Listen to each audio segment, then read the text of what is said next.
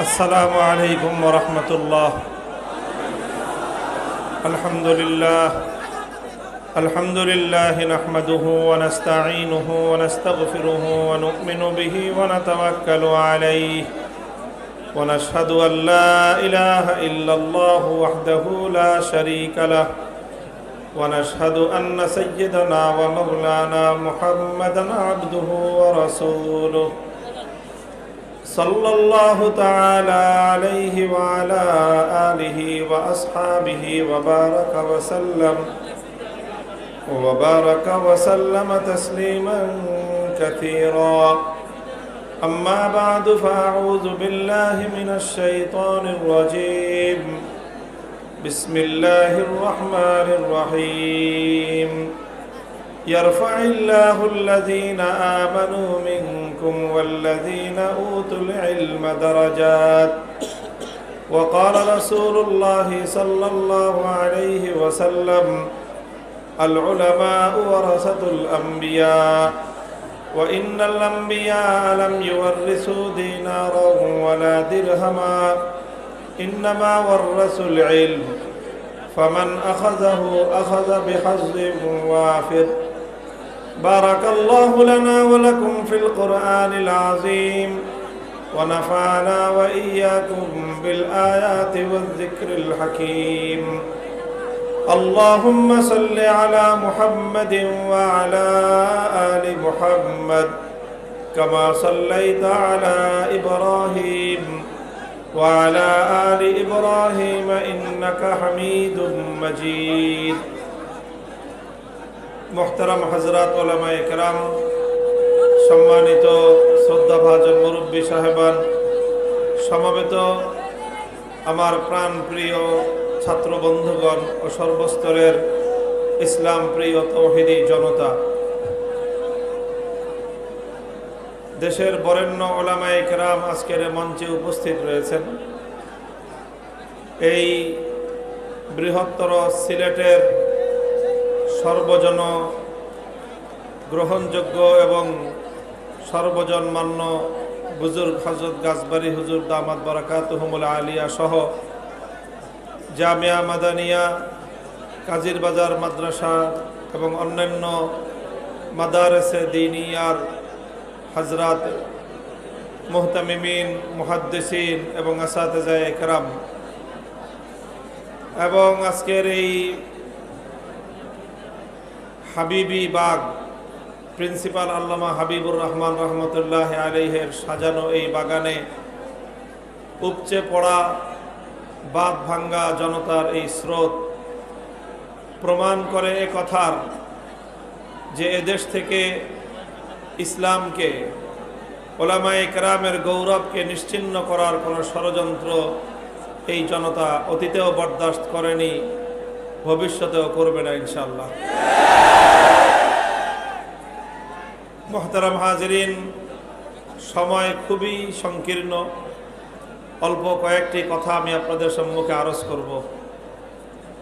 আসলে কথা খুব বেশি বলার প্রয়োজন নেই। এই যে আমাদের সাক্ষাৎ, এই যে উলামায়ে কেরামের একত্রিত হওয়া, এই যে বিভিন্ন খুঁটিনাটি মতপার্থক্যের ঊর্ধ্বে উঠে উলামায়ে হাক্কানিয়ার এভাবে হাতে হাত রাখা এবং একসঙ্গে জাতির সামনে তাদের উপস্থিত হওয়া, এটাই একটা পয়গাম দেয় আমাদেরকে একটা নতুন ভোরের আগমনী বার্তা শোনায়, নতুন একটা সূর্যোদয়ের সুবহে সাদেকের আভাস দেয়। আর সেই নতুন সূর্যোদয় হবে শাহজালালের এই মাটিতে ইসলামের বিজয়ের সূর্যোদয়। ইসলামের এই বিজয় আসবে যেই মানুষগুলোর, যেই শ্রেণীটির হাত ধরে আল্লাহ রাসূল সাল্লাল্লাহু আলাইহি ওয়াসাল্লাম যাদের কাছে উম্মতের আমানতের জিম্মাদারি রেখে গেছেন। রাসূল আকরাম সাল্লাল্লাহু আলাইহি ওয়াসাল্লাম এক হাদিসের মধ্যে ইরশাদ করেছেন, ইন্না বানি ইসরাঈল কানাত তাসুসুহুমুল আম্বিয়া কুল্লামা হালাকা নাবিয়্যুন খালাফাহু আখার ওয়ালা নাবিয়্যা বাদি। নবীজি বলেছেন, আমাদের পূর্বে হাজার হাজার বছর পর্যন্ত পৃথিবীর মানুষের বিভিন্ন জাতির নেতৃত্বের দায়িত্ব ছিল নবী আলাইহিমুসসালাতু ওয়াসসালামদের হাতে। নবীগণ তারা জাতির নেতৃত্ব দিতেন, শুধু ধর্মীয় নেতৃত্ব নয়, জাগতিক নেতৃত্ব, রাজনৈতিক নেতৃত্ব, এটাও নবীদের হাতেই ছিল। সমস্ত হাদিসের কিতাবের মধ্যে আল্লাহ রাসূল সাল্লাল্লাহু আলাইহি ওয়াসাল্লাম এই কথাটুকু দ্ব্যর্থহীনভাবে বলেছেন যে কানাত তাসুসুহুম সাসা ইয়াসুসু শব্দটা সিয়াসাতুন থেকে। সিয়াসাত অর্থই হলো রাজনৈতিক নেতৃত্ব। আল্লাহর পয়গম্বর বলেন, হাজার হাজার বছর পর্যন্ত এই পৃথিবীতে জাতিসমূহের রাজনৈতিক নেতৃত্বের দায়িত্ব ছিল নবীদের হাতে। কুল্লামা হালাকা নাবিয়্যুন খালাফাহু আখার, এক নবী দুনিয়া থেকে বিদায় নিলে আরেকজন নবী এসে তার স্থলাভিষিক্ত হতেন এবং জাতির নেতৃত্বের হাল তারা হাতে তুলে নিতেন। এভাবেই পৃথিবী পয়গম্বরদের মাধ্যমে সুচারু নেতৃত্বে পরিচালিত হয়েছে। পৃথিবীর সভ্যতা বিনির্মাণ হয়েছে আম্বিয়া আলাইহিমুসসালাতু ওয়াসসালামদের হাতে। পৃথিবীর মানব সভ্যতা উৎকর্ষ সাধন করেছে নবীদের নেতৃত্বে। কাজে এই পৃথিবী নবীদের নেতৃত্বের দ্বারাই সুসজ্জিত হয়েছে, সুশোভিত হয়েছে। আল্লাহ পাক রব্বুল আলামিন পয়গম্বরদেরকে পাঠিয়েছেন দুনিয়ার মানুষকে সুশৃঙ্খলভাবে, সুন্দরভাবে তাদেরকে পরিচালিত করে দুনিয়াকে সামনের দিকে অগ্রসর করবার জন্য। আল্লাহ রাসূল সাল্লাল্লাহু আলাইহি ওয়াসাল্লাম বলেন, এভাবেই হাজার হাজার বছর পর্যন্ত জাতির নেতৃত্ব ছিল কাদের হাতে? কাদের হাতে? আম্বিয়া আলাইহিমুসসালাতু ওয়াসসালামদের হাতে। এই ধারা চলতে চলতে সর্বশেষ নবী মুহাম্মদুর রাসূলুল্লাহ সাল্লাল্লাহু আলাইহি ওয়াসাল্লাম, তার হাতে তার উম্মতের শুধুমাত্র ধর্মীয় নেতৃত্ব নয়, বরং আমাদের নবীর হাতেই ছিল গোটা উম্মতের সব ধরনের নেতৃত্ব। আমাদের নবী যেমনি ভাবে মসজিদের মেহরাবে দাঁড়িয়ে তিনি জামাতের ইমামতি করতেন, ঠিক তেমনি ভাবে তিনি মিম্বরে বসে কাজিল কুজাত হিসাবে, প্রধান বিচারপতি হিসাবে বিচার করতেন। আমাদের নবী যেমনি ভাবে মিম্বরে দাঁড়িয়ে খুতবা দিতেন, যখন মুজাহিদ বাহিনী নিয়ে, সৈনিকদেরকে নিয়ে জিহাদের রণাঙ্গনে যেতেন, তখন তিনি সেই রণাঙ্গনে সালারে আজম, প্রধান সেনাপতি হিসেবে গোটা সৈন্যবাহিনীকে তিনি নেতৃত্ব প্রদান করতেন। আমাদের যেই নবী মসজিদে নববীতে বসে তার উম্মতকে নসিহত করতেন, 12.5 লক্ষ বর্গ মাইল জুড়ে বিশাল সাম্রাজ্যে আল্লাহর কোরআনের শাসন ব্যবস্থা, খেলাফত ব্যবস্থা কায়েম করে তিনি তার খলিফা নির্বাচিত ছিলেন। মুহতারাম হাজিরিন, এভাবেই পয়গম্বরদের মাধ্যমে নেতৃত্বের এই ধারাবাহিকতা চলতে চলতে আখেরি নবী মুহাম্মদুর রাসূলুল্লাহ সাল্লাল্লাহু আলাইহি ওয়াসাল্লাম পর্যন্ত এসে উপনীত হয়েছে। এরপরে আল্লাহ নবী বলেন, ওয়ালা নাবিয়্যা বাদি, ওয়ালা নাবিয়্যা বাদি, আমার পরে আর কোন নবী আসবে না।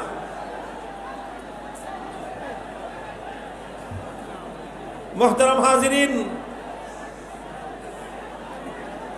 আপনারা যে যেখানে আছেন নড়বেন না, সামনের দিকে আসার চেষ্টা করবেন না, সবাই যার যার জায়গায় দাঁড়িয়ে থাকেন। অল্প কয়েক মিনিট 2-4টা কথা আমি বলবো।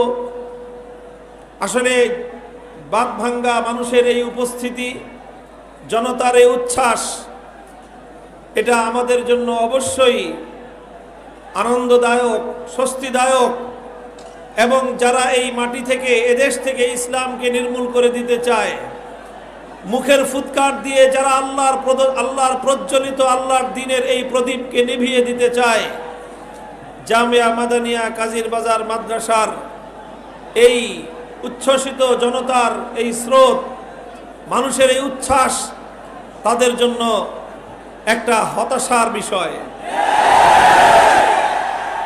তোমরা মুখের ফুৎকার দিয়ে আল্লাহর এই প্রদীপকে নিভিয়ে দেওয়ার চেষ্টা করবে। তোমরা মনে করেছ আস্তে আস্তে ইসলামী নেতৃত্ব নেই, দুনিয়া থেকে বিদায় নিয়েছেন। তোমরা মনে করেছ শাইখুল হাদিস নেই, খতিব ওবায়দুল হক রহমতুল্লাহ আলাইহি নেই, প্রিন্সিপাল হাবিবুর রহমান নেই, মুফতি ফজলুল হক আমিনী নেই, সর্বশেষ শাইখুল ইসলাম আল্লামা আহমদ শফি নেই। আর এটাই মনে হয় তোমাদের জন্য মোক্ষম সুযোগ। তোমরা এদেশে আলেম ওলামাদের টুটি চেপে ধরবে। তোমরা মনে করেছো আলেম ওলামাদের কণ্ঠ রুদ্ধ করে দিবে। তোমরা মনে করেছো প্রিন্সিপালের ইন্তেকালের সাথে সাথে বাংলাদেশ থেকে হকের আওয়াজ বলিষ্ঠভাবে উচ্চারণ করার সম্ভাবনা তিরোহিত হয়ে যাবে। তোমাদের জন্য আফসোস হয় যে তোমাদের এই দুঃস্বপ্ন, তোমাদের এই দিবাস্বপ্ন কোনোদিন পূরণ হবার নয়। সবাই দাঁড়ায় যান, সবাই দাঁড়ায় যান, দাঁড়ায় যান, দাঁড়ায় যান।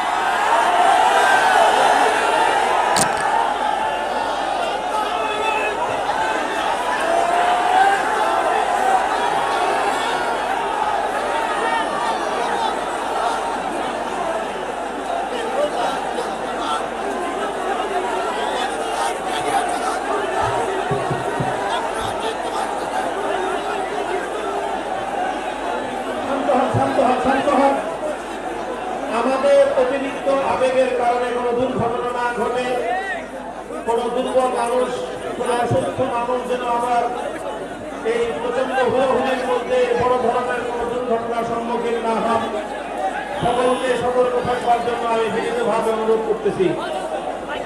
মোহতারাম হাজিরিন, শাইখুল হাদিস আল্লামা আজিজুল হক মাহফুজাল্লাহু, আমি যে হাদিসটি আপনাদের সম্মুখে পাঠ করেছি সেই হাদিসের আলোকে হযরত শাইখুল হাদিস একটি কথা বলতেন যে এই যে হাদিসে আল্লাহর নবী বললেন হাজার হাজার বছর ধরে বিশ্ব নেতৃত্বের দায়িত্বে ছিলেন নবী আলাইহিস সালামগণ। আখেরি নবীর আগমনের মধ্য দিয়ে নবুয়তের দুয়ার চিরতরে বন্ধ হয়ে গেল। এখানে স্বাভাবিকভাবে একটি প্রশ্ন তৈরি হয়। প্রশ্নটা হলো এই যে হাজার বছর পর্যন্ত দুনিয়ার নেতৃত্বের দায়িত্ব নবীরা দিলেন, তৈরি হয় শেষ নবীর পরে কিয়ামত পর্যন্ত দুনিয়া আরো অনেক দিন টিকে থাকবে। ইতিমধ্যে ১৫০০ বছর অতিক্রান্ত হয়েছে, আরো কতদিন পর্যন্ত দুনিয়া টিকে থাকবে সেটা একমাত্র আলিমুল গায়ব আল্লাহই জানেন। পূর্ববর্তী হাদিস থেকে প্রমাণ হয় এই জগতে নেতৃত্বের দায়িত্ব ছিল নবীদের কাঁধে। শেষ নবীর আগমনের মাধ্যমে, খাতামুল আম্বিয়ার আগমনের মাধ্যমে নবুয়তের দুয়ার চিরতরে বন্ধ হয়ে গেল। প্রশ্ন হলো তাহলে শেষ নবীর পরে আগামী দিনে জাতির নেতৃত্ব, জাতিকে সঠিক পথে পরিচালিত করার এই গুরু দায়িত্ব কারা পালন করবেন? এটা ছিল প্রশ্ন। আল্লাহ রাসূল সাল্লাল্লাহু আলাইহি ওয়াসাল্লাম এই প্রশ্নের জবাব দেওয়ার জন্য আরেকটি হাদিস ইরশাদ করেছেন, আল উলামা ওয়ারাসাতুল আম্বিয়া, আল উলামা ওয়ারাসাতুল আম্বিয়া, উলামায়ে কেরাম হলেন নবীদের উত্তরাধিকারী, আলেম সমাজ হলেন নবীদের স্থলাভিষিক্ত, তারা হলেন নবীদের ওয়ারিস। আজকে এই হাদিস আমরা আলেমরা মনে করেছি এটি শুধু আলেমদের ফজিলত বর্ণনা করার হাদিস। আমরা মনে করেছি নবীদের উত্তরাধিকারী, নবীদের ওয়ারিস বলে আলেমদের ফজিলত বর্ণনা করা হয়েছে। শাইখুল হাদিস আল্লামা আজিজুল হক রহমতুল্লাহি আলাইহি বলতেন, এই হাদিসের মধ্যে যতটা না আলেমদের মর্যাদা এবং ফজিলতের কথা বলা হয়েছে তার চেয়েও বেশি আলেমদের দায়িত্ব আর কর্তব্যের কথা বলা হয়েছে। আল্লাহ নবী ওই প্রশ্নের জবাব এই হাদিসের মধ্যে দিয়েছেন। নবুয়তের সিলসিলা যখন বন্ধ হয়ে গেল, শেষ নবীর তিরোধানের পর থেকে কিয়ামত পর্যন্ত উম্মতের নেতৃত্ব দিবে কারা, সেই প্রশ্নের জবাব দিয়েছেন আল্লাহর নবী, আল উলামা ওয়ারাসাতুল আম্বিয়া। কিয়ামত পর্যন্ত দুনিয়াতে আর কোন নবী আসবেন না, কিয়ামত পর্যন্ত দুনিয়াতে নবুয়তের আর কোন নতুন ধারক বাহক আসবে না, কিয়ামত পর্যন্ত আল্লাহর পক্ষ থেকে আর কোন পয়গম্বরের আগমন ঘটবে না। তবে কিয়ামত পর্যন্ত নবীদের সেই গুরু দায়িত্ব, উম্মতকে জাতিকে নেতৃত্ব দেওয়ার সেই দায়িত্ব পালন করবে আলেম সমাজ। মুহতারাম হাজিরিন, আল্লাহর নবী এই হাদিসের মধ্যে উম্মতে মুসলিমাকে লক্ষ্য করে একটি ইঙ্গিত দিয়েছেন, আর আলেম সমাজকে লক্ষ্য করে আরেকটি ইঙ্গিত দিয়েছেন। আমি এই দুটি ইঙ্গিতের কথা বলে আলোচনা সমাপ্ত করব। প্রথম ইঙ্গিত সাধারণ জনতার উদ্দেশ্যে, প্রথম ইঙ্গিত দুনিয়ার অন্যান্য সকল মানুষকে লক্ষ্য করে, আর দ্বিতীয় ইঙ্গিত হলো আলেম সমাজকে লক্ষ্য করে। সাধারণ মানুষকে লক্ষ্য করে আল্লাহর পয়গম্বরের ইঙ্গিত হলো, হে আমার উম্মত, তুমি যেই হও না কেন, তোমার প্রফেশন যেটাই হোক না কেন, তোমার পেশা যেটাই হোক না কেন, হতে পারো তুমি একজন কৃষক, তুমি একজন শ্রমিক, তুমি একজন মজদুর, হতে পারো তুমি একজন ব্যবসায়ী, তুমি একজন চাকুরিজীবী, হতে পারো তুমি একজন প্রশাসনের বড় দায়িত্বশীল আইন শৃঙ্খলা রক্ষাকারী বাহিনীর সদস্য, হতে পারো তুমি রাষ্ট্রীয় গুরুত্বপূর্ণ পদমর্যাদার অধিকারী। কিন্তু তোমাদের সকলকে লক্ষ্য করে আল্লাহর পয়গম্বরের এই হাদিসের মধ্যে স্পষ্ট ইঙ্গিত হলো, কিয়ামত পর্যন্ত আলেমরা নবীদের অবর্তমানে উম্মতের নেতৃত্বের দায়িত্ব তাদের কাঁধে চাপিয়ে দেওয়া হয়েছে। সুতরাং হে সাধারণ উম্মতে মুসলিমা, হে আল্লাহর পয়গম্বরের উম্মতেরা, তুমি যদি আখেরি নবীকে নবী বলে বিশ্বাস করে থাকো, তুমি যদি আখেরি নবীকে নবী বলে স্বীকার করে থাকো, তুমি যদি কিয়ামতের দিন আখেরি নবীর শাফাআত এবং তার সুপারিশের প্রত্যাশা করে থাকো, তাহলে নবীর উত্তরাধিকারী যারা আলেম সমাজ, তাদেরকে সেইভাবে মূল্যায়ন করবে যেভাবে আল্লাহর নবী আলেমদের দায়িত্বে নেতৃত্বের দায়িত্ব তাদের কাঁধে তুলে দিয়ে গেছেন। আজকে বড় আফসোসের বিষয় হলো যে এই উম্মাহ, এই সমাজের মধ্যে আজকে একটি নতুন জাহেলিয়াত প্রতিষ্ঠিত হয়েছে। আমি এই জাহেলিয়াতকে সমাজ থেকে উৎখাত করতে চাই। এটাই হলো আমার মিশন, এটাই হলো আমার ভিশন। আর এই জাহেলিয়াতের বিরুদ্ধে কথা বলছি বলে আজকে আমার বিরুদ্ধে অনেকেই রুষ্ট। আমি তোমাদের প্রত্যেকের কাছে আমার স্পষ্ট পয়গাম শুনিয়ে রাখি, জীবনে পণ করেছি, শপথ করেছি, একজনকেই রাজি করব। একজনকে কেবল রাজি করার শপথ করেছি, যাকে রাজি করবার পণ করেছি, শপথ করেছি, তিনি হলেন আরশের মালিক রব্বুল আলামিন। তাকে রাজি করতে গিয়ে যা বলতে হয় তাই বলবো, তাকে রাজি করতে গিয়ে যা করতে হয় তাই করব। আমার কথায় যদি কেউ নারাজ হয়, আমার কথায় যদি কেউ অসন্তুষ্ট হয়, স্পষ্ট পয়গাম, আরশের মালিক রব্বুল ইজ্জতকে নারাজ করে অন্য কাউকে সন্তুষ্ট করা আমাদের পক্ষে সম্ভব নয়। কাজেই তোমাদের কাছে একই পয়গাম আমাদের, সাধারণ মানুষ উম্মতের আলেমকে ঠিক সেভাবেই ট্রিট করতে হবে, উম্মতের আলেমদেরকে সেভাবেই মূল্যায়ন করতে হবে। আমি বারবার আজ এ কথাই বলছি, সারা বাংলাদেশে এ কথা আমি বারবার উচ্চারণ করছি, জাতির কর্ণকুহরে পয়গাম পৌঁছে দেওয়ার চেষ্টা করছি। সেটা হলো আজকের এই একবিংশ শতাব্দীর নতুন জাহেলিয়াত হলো যে আলেম সমাজকে যথাযথ মূল্যায়ন করতে প্রস্তুত নয়। কেউ আলেমদেরকে শুধুমাত্র মিলাদের হুজুর হিসেবে দেখতে চায়, কেউ আলেমদেরকে শুধু মসজিদের ইমাম হিসেবে দেখতে চায়, কেউ আলেমদেরকে শুধুমাত্র বিবাহ পড়ানোর কাজী হিসেবে দেখতে চায়, কেউ আলেমদেরকে শুধুমাত্র পিতামাতার মৃত্যুবার্ষিকীর খতমের মুনাজাতরত অবস্থায় দেখতে চায়। বেশির চেয়ে বেশি আলেমদেরকে মসজিদের মিম্বরে খুতবারত অবস্থায় দেখতে চায়। আবার সেই খুতবা কি হবে সেটাও তারা বলে দিতে চায়। স্পষ্ট কথা, উলামায়ে কেরামের দায়িত্বে, উলামায়ে কেরামের কাঁধে সমস্ত পয়গম্বরদের উত্তরাধিকারের নাগরের জোয়ান তাদের হাতে তুলে দেওয়া হয়েছে। কাজে আলেমদেরকে সেভাবে মূল্যায়ন করতে হবে। আলেমদের হাতে আল্লাহর পয়গম্বর দেশ এবং জাতির নেতৃত্বের বোঝা চাপিয়ে দিয়ে গেছেন। এটা হলো উম্মত এবং সাধারণ আওয়ামুন নাস, সাধারণ মানুষকে লক্ষ্য করে আল্লাহর নবীর ইঙ্গিত। উলামায়ে কেরামকে লক্ষ্য করে আল্লাহর পয়গম্বরের ইঙ্গিত হলো যে উলামায়ে কেরামের উপর আল্লাহর আখেরি নবী আস্থা রেখে গেছেন। আর উলামা ওয়ারাসাতুল আম্বিয়া, এই কথা বলে নবীজি আলেম সমাজের উপর আস্থা রেখেছেন। কি আস্থা রেখেছেন? যে আমরা নবীরা চলে যাচ্ছি, কিয়ামত পর্যন্ত আর কোন নবী আসবে না, কিন্তু উম্মতের উলামায়ে কেরাম সেই নবুয়তের জিম্মাদারি সামাল দিবে। উম্মতের উলামায়ে কেরাম নবুয়তের, নবীদের উত্তরাধিকারী হিসেবে আল্লাহর দ্বীনের হাল ধরবে।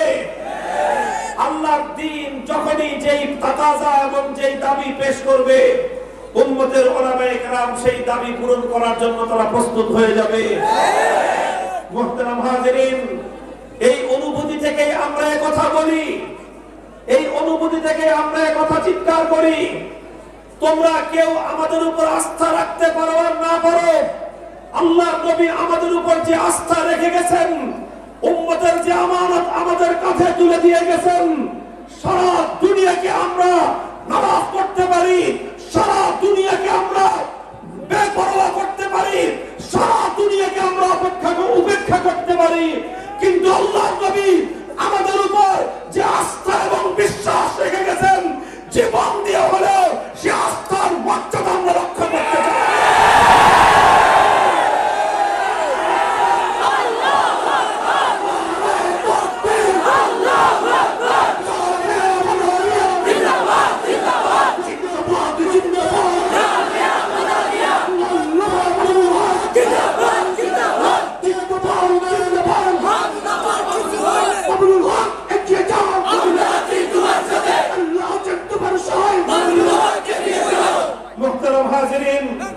ইসলামের সোনালী যুগের ইতিহাস থেকে কথা দায়িত্বহীনভাবে প্রমাণ হয়, উম্মতের মধ্যে যে কোনো বিচ্যুতি দেখা যাবে, উম্মতের মধ্যে যে কোনো গুমরাহি দেখা দিবে, উম্মতের মধ্যে যে কোনো ভুল ভ্রান্তি দেখা দিবে, প্রত্যেকটি বিচ্যুতির জন্য, প্রত্যেকটি গুমরাহির জন্য, উম্মতের প্রত্যেকটি বিভ্রান্তির জন্য আল্লাহর আদালতে আর কাউকে জবাব দিতে হোক বা না হোক, প্রত্যেকজন আলেমকে আল্লাহর দরবারে সেজন্য জবাবদিহিতার কাজ করা।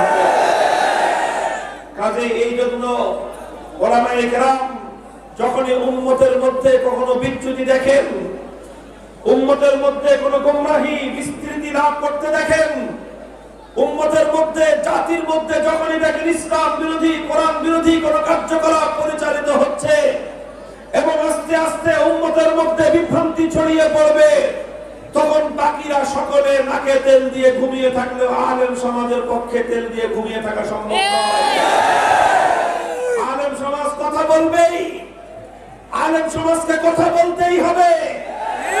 এই কথা বলতে গিয়ে, এই দায়িত্ব পালন করতে গিয়ে, আরে আলেম তো আলেম, নবীদের উপর দিয়ে যে ইতিহাস রচিত হয়েছে, যেই জুলুম আর নির্যাতনের দাস্তান রচিত হয়েছে, আল্লাহর রাসূল আলাইহিস সালামগণ যেই ত্যাগ আর কুরবানি স্বীকার করেছেন, পৃথিবীর ইতিহাস সেটা আজও ভুলে যায়নি।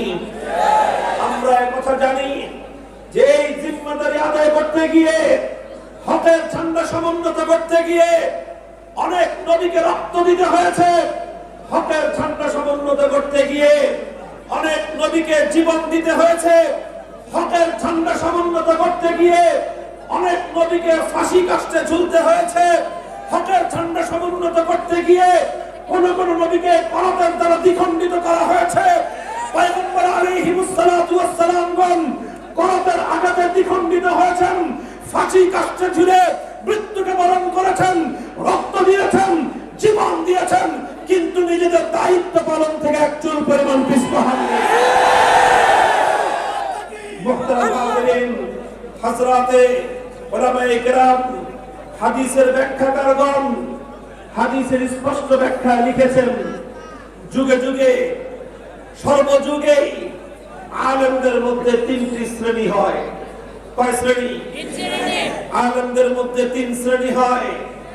এক নম্বর শ্রেণী তারা হয় যারা সময়ের প্রত্যেকটি হক কথা অকুণ্ঠ চিত্তে উচ্চ কণ্ঠে জাতির সামনে উচ্চারণ করে, কোন হিকমতের দোহাই দিয়ে, কোন হিকমতের দোহাই দিয়ে, কোন কৌশলের দোহাই এবং আশ্রয় দিয়ে হক কথা উচ্চারণ করতে তারা বিন্দু মাত্র পিছপা হন না। প্রত্যেক যুগে এই ধরনের উলামায়ে কেরাম থাকেন, আর এই উলামায়ে কেরাম হকের কথাগুলো জাতির সামনে উচ্চারণ করতে গিয়ে যখন কোন বিভ্রান্তি আসে, যখন কোন মুসলমানদের মধ্যে নতুন কোন ফিতনা আবির্ভাব হয়, সেই ফিতনাকে দমন করবার জন্য, সেই গোমরাহিকে রুখে দেওয়ার জন্য উলামায়ে কেরাম ত্যাগ আর কুরবানির নজরানা পেশ করেছেন। ইতিহাস বড় লম্বা, আর এভাবেই ফিতনা নির্মূল করতে গিয়ে, উম্মতের মধ্যে হকের ঝান্ডা সমুন্নত করতে গিয়ে কখনো ইমামে আজম আবু হানিফাকে সময়ের অত্যাচারী শাসকের জিন্দানখানায় বন্দী হতে হয়েছে, বিষ প্রয়োগ করে শাহাদাতের মৃত্যুর দিকে তাকে ঠেলে দেওয়া হয়েছে। ইমামে মালিক সময়ের অত্যাচারী শাসকের দ্বারা নিগৃহীত হতে হয়েছে। ইমাম আহমদ ইবনে হাম্বল অত্যাচারী শাসকের দ্বারা জিন্দানখানায় বন্দী হয়েছেন। প্রতিদিন বেত্রাঘাত করে করে শরীর থেকে রক্ত ঝরানো হয়েছে।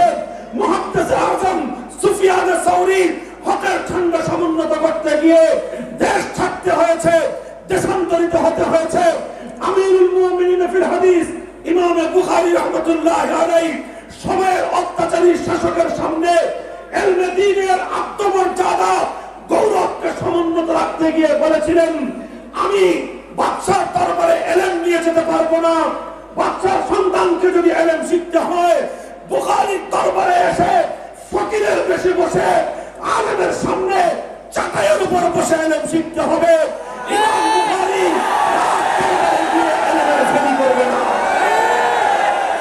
ইমাম বুখারীকে দেশ ছাড়তে হয়েছিল, বুখারা সমরকন্দকে ছাড়তে হয়েছিল। সেই খারতান নামক এক নিভৃত পল্লীতে গিয়ে জীবনের শেষ সময়কে অতিক্রম করে প্রিয় মাওলার সান্নিধ্যে চলে গিয়েছিলেন। ইমাম ইবনে তাইমিয়া হকের ঝান্ডা সমুন্নত করতে গিয়ে জুলুম স্বীকার করতে হয়েছে। আস্তে আস্তে শাইখুল মাহমুদ হাসান দেওবন্দি রাহমাতুল্লাহি আলাইহি হকের ঝান্ডা সমুন্নত করতে গিয়ে মাল্টার আন্দামান দ্বীপে তাকে কারাগার নির্যাতন ভোগ করতে হয়েছে। শাইখুল ইসলাম হুসাইন আহমদ মাদানী রাহমাতুল্লাহি আলাইহি হকের সঙ্গে থাকার জন্য, হকের পক্ষে থাকার জন্য কারা নির্যাতন ভোগ করতে হয়েছে। আসেন শাইখুল হাদিস আল্লামা আজিজুল হক রাহমাতুল্লাহি আলাইহি হকের ঝান্ডা সমুন্নত করতে গিয়ে কারা নির্যাতন ভোগ করতে হয়েছে। বীর মুজাহিদ প্রিন্সিপাল আল্লামা হাবিবুর রহমান হক এবং হক্কানিয়তের পক্ষে থাকতে গিয়ে তাকে বৃদ্ধ বয়সে, তাকে অসুস্থ অবস্থায় নির্মম নির্যাতন ভোগ করতে হয়েছে। আজকের শাইখুল হাদিস আল্লামা জুনায়েদ বাগদাদী জীবনের ঝুঁকি দিয়ে হকের ঝান্ডা সমুন্নত করতে গিয়ে আল্লাহর নবীর ইজ্জতের হেফাজতের জন্য কারাগারের অন্ধকার প্রকোষ্ঠে তাকে দিনাতিপাত করতে হয়েছে।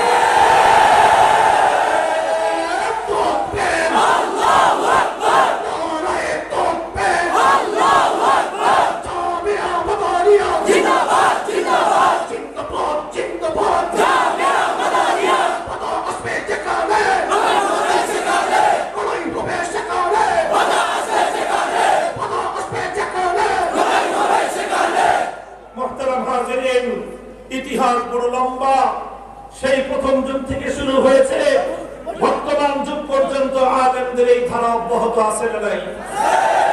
এবং ইনশাআল্লাহ আলাল হক লা ইয়াদুররুহুম মান খাযালাহুম হাত্তা ইয়াতিয়া আমরুল্লাহ। আমার নবী ভবিষ্যৎবাণী করে গেছেন এরকম কিছু মানুষ মাথা উঁচু করে তারা দাঁড়িয়ে থাকবে, মাথা উঁচু করে তারা হকের ঝান্ডাকে সমুন্নত করবে, তাদের পড়ার পয়গাম একটাই থাকবে, কল্লা কাটতে পারো কিন্তু পাকড়ি নিতে পারবে না। শির দেগা নাহি দেগা মামা। এটা হলো উম্মতের উলামায়ে কেরামের একটা শ্রেণী। উলামায়ে কেরামের মধ্যে দ্বিতীয় আরেকটা শ্রেণী হবে এমন, তারাও সর্বযুগে থাকবে। তাদের পরিচয় কি? তাদের পরিচয় হলো তারা যা বলবে হক কথা বলবে, তারা যা বলবে হক কথা বলবে, বাতিল কোনো কথা তারা বলবে না, বলবে সব হক কথা, তবে সব হক কথা তারা বলবে না। যা বলবে হক বলবে, কিন্তু সব হক, কিছু কিছু হক তারা বলবেন না, কারণ বলতে গেলে জীবনের ঝুঁকি আসবে। এই জন্য জীবন রক্ষার তাগিদে, আত্মরক্ষার জন্য তারা কিছু কিছু হক কথা নীরবে থাকবেন, উচ্চারণ করবেন না, হকের কথা বুকের মধ্যে চাপা দিয়ে রাখবেন। তারা জনসম্মুখে হকের সেই তিক্ত কথাগুলো উচ্চারণ তারা করবে না। তবে তবে তারা কখনোই বাতিলের সাথে আপোষও করবে না, তারা বাতিলের সাথে হাত মেলাবে না, তারা পেছন দিয়ে ইসলামের পিঠে চুরিকাঘাত করবে না, গাদ্দারি আর বিশ্বাসঘাতকতা তারা করবে না। তবে তারা ঝুঁকিও নেবে না, গাদ্দারিও করবে না, আবার ঝুঁকিও নেবে না। তারা ওই সমস্ত হক কথাগুলো বলবে যেই সমস্ত হক কথা বললে কোনো সমস্যা নেই, আর যেই হক কথা বললে ঝুঁকি আসবে, সমস্যা আসবে, সেই হক কথাগুলো তারা এড়িয়ে যাবে। এটা হবে উম্মতের আলেমদের ম্যাক্সিমাম লোকজন, এরাও হক্কানি ধারা। এদের প্রথম পরিচয় হলো তারা কোনো বাতিলের সঙ্গে আপোষ করবে না, কোনো বাতিলের পক্ষ নেবে না, কোনো বাতিলকে সহযোগিতা করবে না, হকের পক্ষে থাকবে।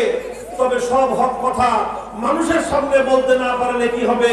শেষ রজনীতে আল্লাহর দরবারে দাঁড়িয়ে আল্লাহ পাক রব্বুল আলামিনের কাছে তারা চোখের পানি ছেড়ে দিয়ে সেই হকের কথাগুলো আল্লাহর কাছে বলবে, আর নিজের অক্ষমতার জন্য আল্লাহর কাছে ক্ষমা প্রার্থনা করবে। আর যারা হকের কথাগুলো উচ্চ কণ্ঠে উচ্চারণ করছে তাদের জন্য আল্লাহর দরবারে ফরিয়াদ করবে। এটা হলো উম্মতের উলামায়ে কেরামের দ্বিতীয় শ্রেণী। আর এই শ্রেণীর আলেম হবে কিয়ামত পর্যন্ত সবচেয়ে বেশি। আলহামদুলিল্লাহ, এই প্রথম শ্রেণী আর দ্বিতীয় শ্রেণী উভয় শ্রেণীর আলেমরাই হকপন্থী।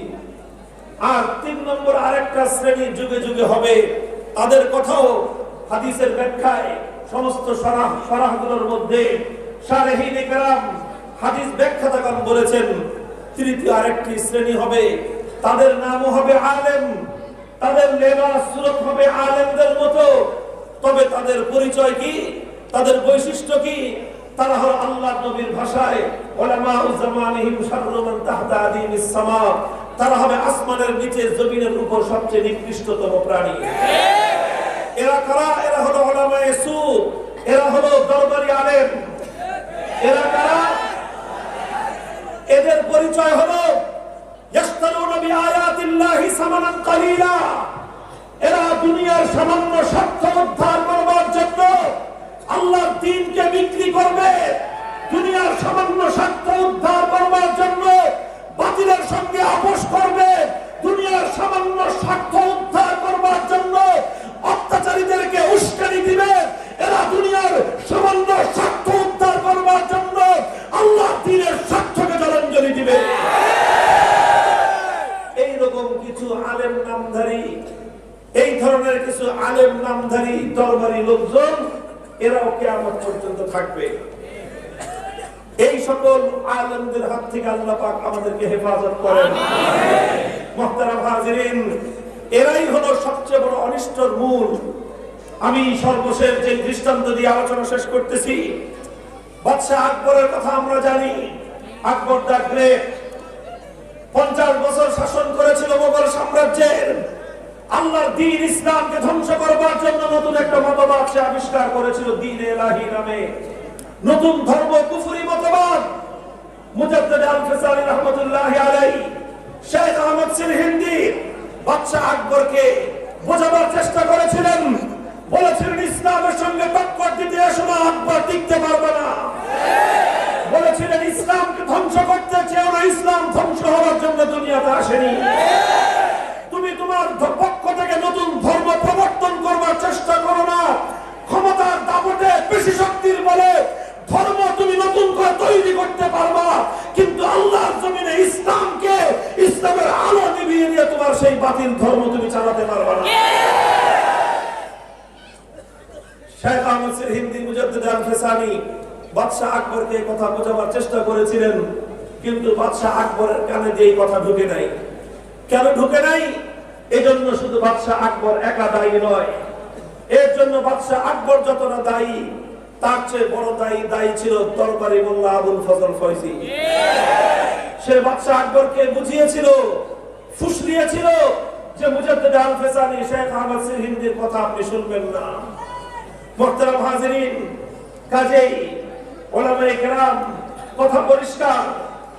আমার আগামী দিনের সিংহ পুরুষ আল্লামা হাবিবুর রহমান রহমতুল্লাহি আলাইহির মঞ্চে দাঁড়িয়ে জামিয়া মাদানিয়া কাজীর বাজারের ছাত্র জনতা, সিলেটের বিভিন্ন মাদারেস, দরগা মাদ্রাসা সহ সকল মাদ্রাসাগুলোর যে সকল ছাত্র বন্ধুরা আছে, আমি তোমাদেরকে কথাই বলে যেতে চাই, পূর্বসূরীদের কাছ থেকে যে আমানতের জিম্মাদারি উত্তরাধিকার সূত্রে আমরা লাভ করেছি, যখনই আমাদের পক্ষে আসমানি ওহীর ইলম, কোরআন সুন্নাহর ইলমের আমানত যখন আমাদের পক্ষে ধারণ করেছি, এই আমানতের দায়িত্ব হলো যে কোনো মূল্যে হকের ঝান্ডা সমুন্নত রাখতে হবে। কিছু লোক তৈরি হতে হবে যারা যুগের প্রিন্সিপাল হাবিবুর রহমানের ভূমিকা অবতীর্ণ হবে। কিছু লোক তৈরি হতে হবে যারা যুগের মুজাদ্দিদ আল-ফিসানির ভূমিকা অবতীর্ণ হতে হবে। কিছু লোক তৈরি হতে হবে যারা যুগের ইবনে তাইমিয়ার ভূমিকা অবতীর্ণ হতে হবে। কিছু লোক তৈরি হতে হবে যারা ইমাম বুখারীর মতো প্রয়োজনে নিজের দেশ ছাড়তে প্রস্তুত হবে।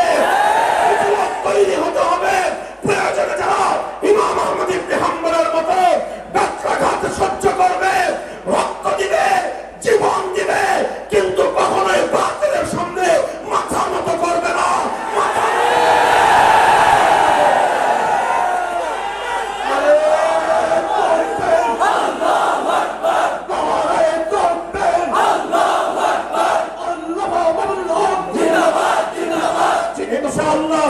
ইনশাআল্লাহ আমি সচক্ষে দেখেছি আল্লাহর নুসরত এবং গায়েবী মদদ আমি সচক্ষে প্রত্যক্ষ করেছি। হকের উপর অটল থাকলে ফিজায়ে বদর पैदा कर फरिश्ते तेरी नुसरत को, फिजाए बदर पैदा कर फरिश्ते तेरी नुसरत को उतर सकते हैं कतार अंदर कतार भी। आजो তুমি শাইখুল হিন্দের মতো মাথায় কাফনের কাপড় বাঁধো, আজও তুমি শাইখুল ইসলাম মাদানির মতো বুকের মধ্যে হিম্মত লালন করো, আজও তুমি শাইখুল হাদিসের মতো হুঙ্কার ছাড়ো, আজও তুমি প্রিন্সিপাল হাবিবুর রহমানের মতো দুঃসাহসী ভূমিকায় অবতীর্ণ হও, আজও আরশের মালিক রব্বুল আলামিন তোমার উপর সেভাবেই কদর মদদ নাযিল করবে। আল্লাহর মদদ যখন আসবে, দুনিয়ার সমস্ত বড় বড় শক্তিগুলো তোমার সামনে ভেজা বেড়াল হয়ে যাবে। আল্লাহ পাক রব্বুল আলামিন এই হক এবং হক্কানিয়তের ঝান্ডা নিয়ে আমাদেরকে সামনে অগ্রসর হওয়ার তৌফিক দান করেন। আমিন। ইনশাআল্লাহ হকের পথে আছেন তো? ইনশাআল্লাহ। থাকবেন তো ইনশাআল্লাহ? এভাবেই জনতার যে বাদ ভাঙ্গা উচ্ছ্বাস টেকনাফ থেকে তেতুলিয়া আমরা দেখতে পাচ্ছি। এই জাতির তরুণ প্রজন্ম আজকে আলেমদের উপর আস্থা রাখতে শুরু করেছে। ইনশাআল্লাহ উলামায়ে কেরাম যদি এই আস্থার মর্যাদা দিতে জানে, আগামীর বাংলাদেশ হবে ইসলামের বাংলাদেশ।